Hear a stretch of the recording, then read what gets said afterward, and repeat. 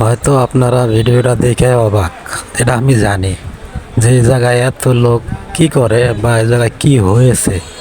হয়তো আপনারা জানেন না এই জায়গায় এত লোক কেন, এখানে এত লোক কেন ভাইয়া। এখানে হলো একটা ফ্যাক্টরির গেট। যারা গরিব মানুষ চাকরির জন্য এভাবে দেখেন কত লোক দাঁড়ায় আছে একটা চাকরির জন্য। তারা চাকরি পাইলে হয়তো দুই বেলা দুমুঠা খাইতে পারবো আর ভালোভাবে চলতে পারবো। চাকরি না হলে কেউ কারো চেনে না ভাইয়া।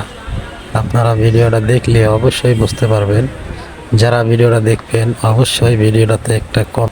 এখানে কি মনে করছিলেন আপনারা? এখানে হলো একটা ফ্যাক্টরির গেট। এখানে ওদের পেটের ভিতর যখন পিঁপড়া কামড় দেয় তখন ওরা বুঝে ক্ষুধা কি জিনিস। তখন ওরা এই ক্ষুধার জন্য এই জায়গায় পড়ে আছে এভাবে।